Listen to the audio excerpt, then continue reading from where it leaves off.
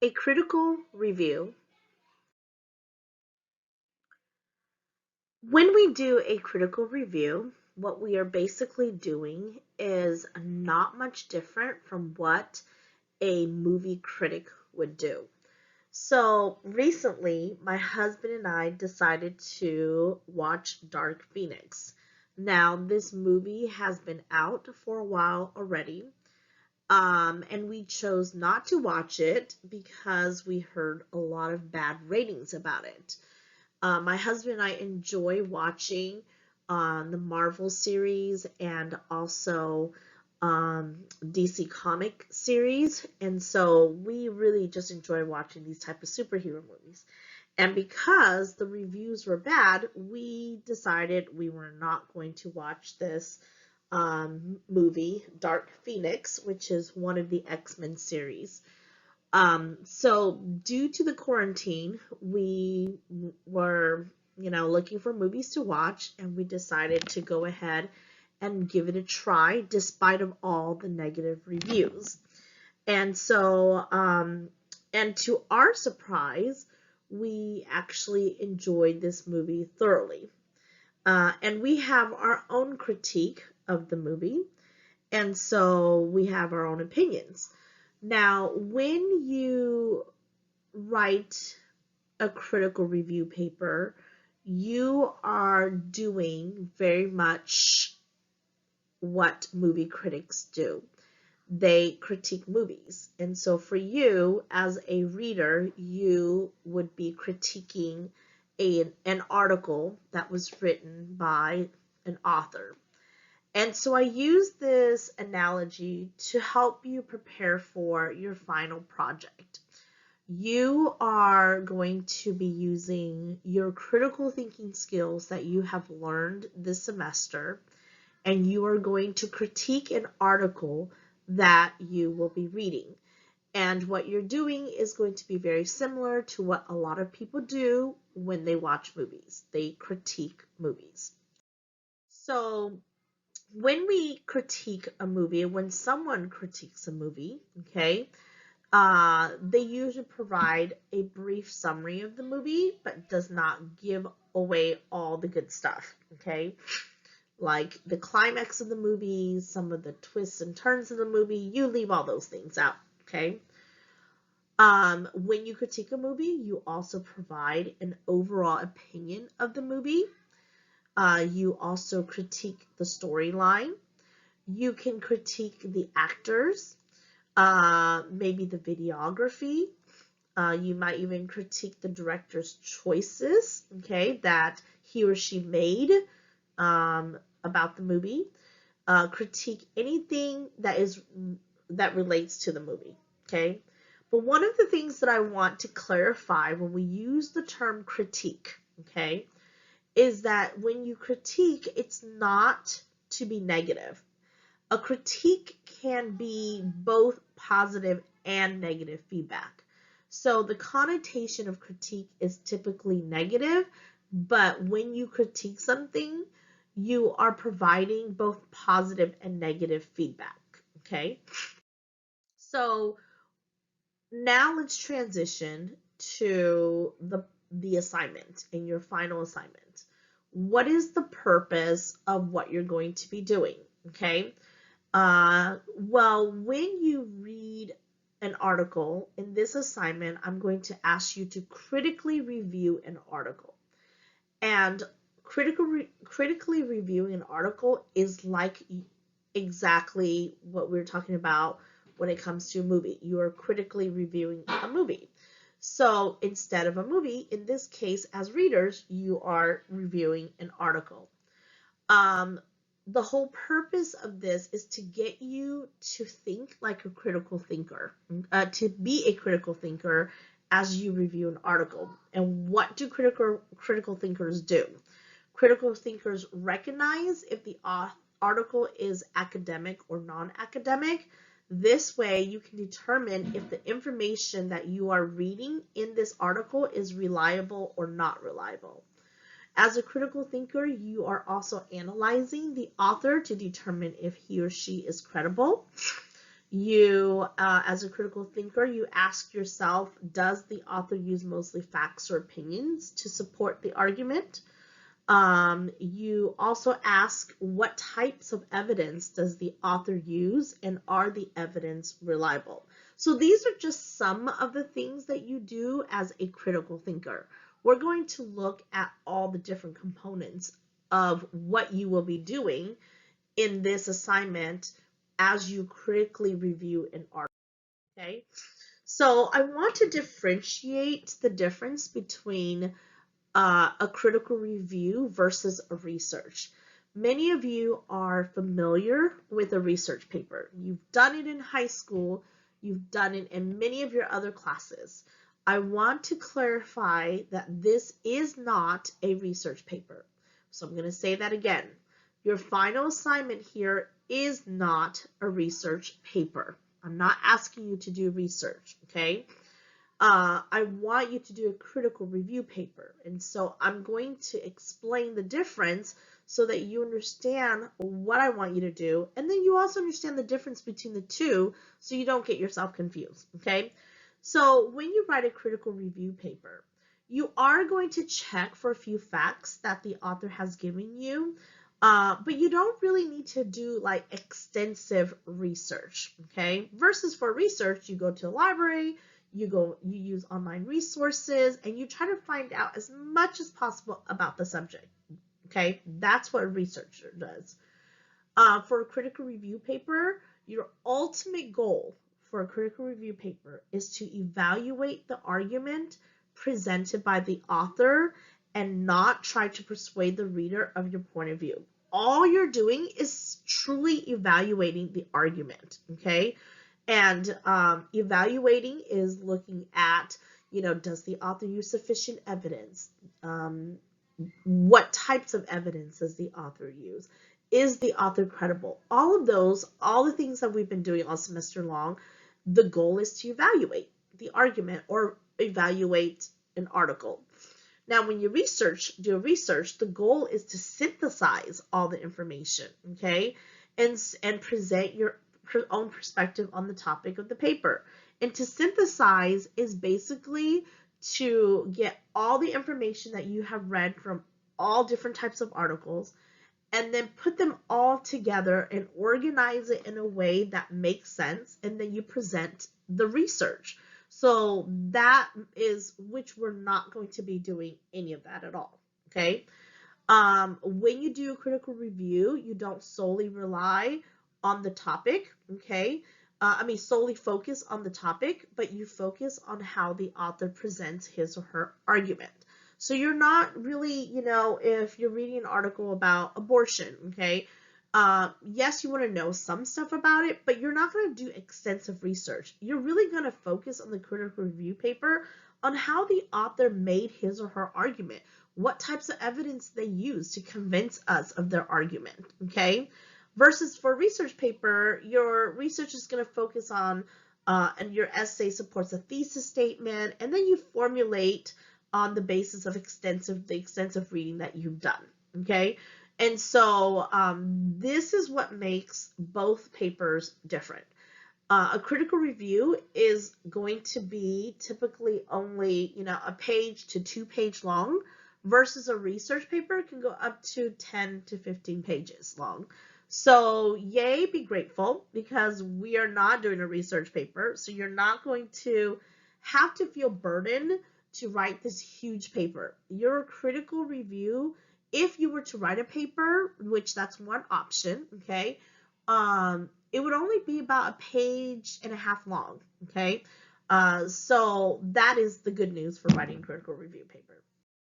Okay, so let's talk about all the different components of the critical review assignment. What are the things that you are going to need to make sure you talk about when you critically review an article that you read, okay? So here's the big picture of everything you're going to be talking about, and then I'm going to go into each component and talk about it a little bit more, and then I'm going to apply it to the article that you read before watching this PowerPoint, okay?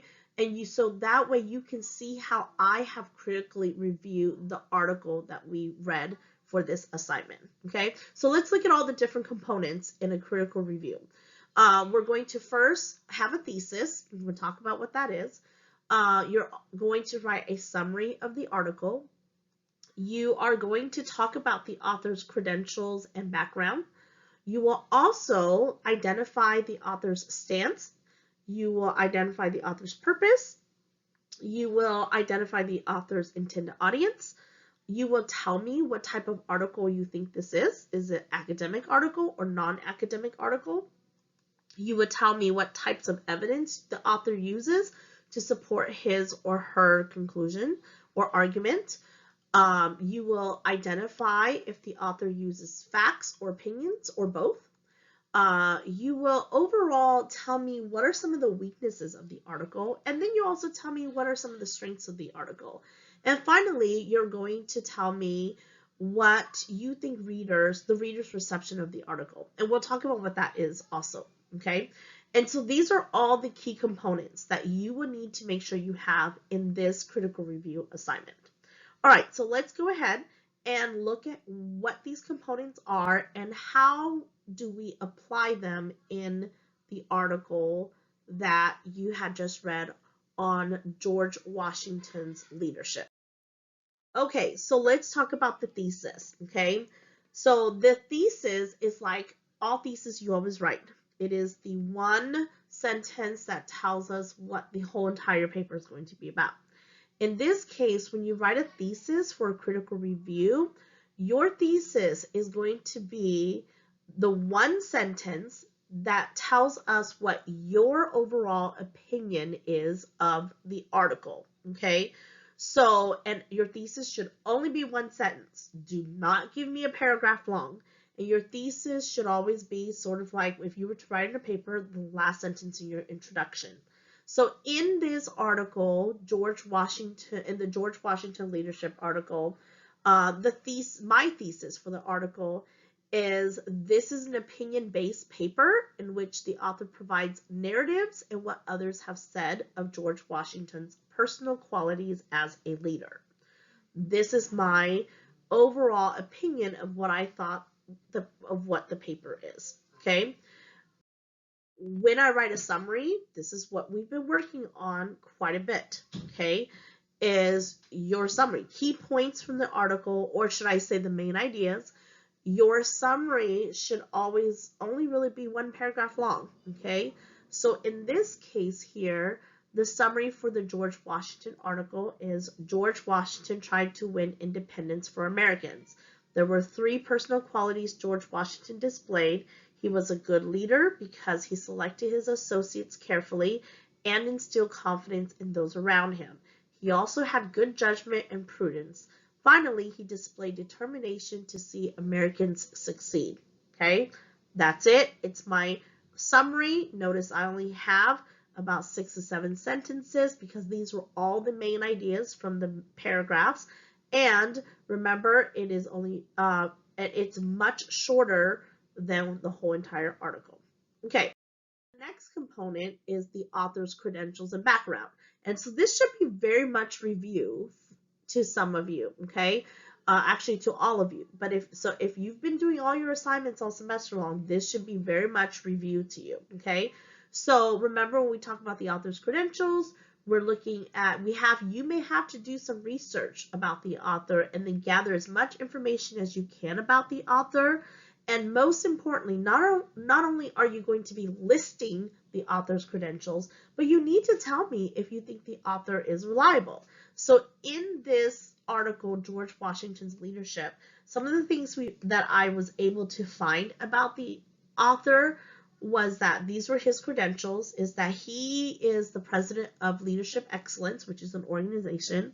The author is also a business leader consultant. He has a master's in leadership. He's an author of several leadership books. He's a keynote speaker at several leadership conferences, and he's an adjunct professor at Bellevue University. So based on his credentials, this was my thought about whether this author was reliable when it came to his credentials, on his credibility to write this article. So I felt like the author was credible when it came to identifying leadership qualities in George Washington. However, I feel like the author was not credible when it came to historical quotes used to support George Washington's leadership skills, because he's not a historian. So I don't know if he really knew how to look for the right kind of people to support his argument. He knows good qualities of a leader, but does he really show us, can we trust his ability to research and find credible people back in history, back in time, that truly knew George Washington's leadership skills? Okay, so that was my conclusion of his credibility. All right, now let's move on to the component, which is the author's stance. And if you remember, the author's stance has to do with if the author is biased or neutral. And to determine if the author is biased or neutral, we always look at the author's language that they use and the tone that they use in the article. And then don't forget to clearly state what is the author's stance, because just because the author's biased doesn't mean he's against the argument, because bias can be for it too. So in the article that we read, the author is biased and believes that George Washington was a great leader. So the part that says believes George Washington was a great leader is the author's stance. I'm stating it, I'm clearly stating what the author's stance is, okay? And the next component is the author's purpose. Remember, when I'm asking you for the author's purpose, select one of the three, or two or more of the three, or all that applies, okay? Is the author informing, persuading, or entertaining? So in this case here, I felt like the author's purpose is to inform us about George Washington's leadership skills. So use one of those purposes, or if it's more than one, identify what they are and clearly state it. The author's intended audience. Remember, who do we think is the author's writing to, and how do we know this? Well, we need to consider the language, okay? If it's simple or complex. If you remember, simple language, it generally means it's the general public, okay? If it's complex, it's usually specialized language. We can tell that it's for a specialized group, okay? Maybe it's writing to scientists, mathematicians, based on the language that's using. Consider the topic of the article. That is a huge hint to tell us who we think the audience is. And then the author's stance, you know, if the author is against whaling, right, then that tells us that the author is speaking to people who are human activists, okay? And so all of these are clues to tell us who the audience is. And remember, don't just tell me it's the general population. I need a specific group. So in this case here, okay, thinking about all these things that I just listed, the intended audience is for leaders, okay? People who hold leadership positions, because this is about qualities of leaders, okay? What type of article is this? Okay, so this is really asking us if the article is academic or non-academic. Remember, academic articles are typically research articles by scholars that provide findings and results from a study, versus non-academic articles are found in magazines, blogs, and news websites, okay? Now, this is where I see a lot of you make a mistake, right? Just because an author uses research to support his or her argument does not mean the article is academic, okay? It can still be a non-academic article if the author is using research to support their opinion. And a lot of times they use a lot of different people's research to support what they're saying, but it's a non-academic article. A true academic article is written by people who do the research, okay? People who do the research themselves, and they're reporting the findings based on their research that they have found, okay? So in this, for the George Washington article, this is a non-academic article because it is short. There's not any indication of a study being done. There wasn't an abstract, and there's only one author. So these are some of the reasons that I concluded that this is a non-academic article. The purpose of why I want you to identify whether it's academic or not is because if you were writing a paper and you needed to use a paper to support your point, you always want to try to use academic articles, okay? Now, a lot of times non-academic articles are not reliable because it's simply people's opinion, and they may use other research to support their opinion, but it's still their opinion, okay? So that's why it's important to know the difference between the two. The next component are types of evidence. And remember, we're looking for what type of evidence the author uses and are the evidence reliable.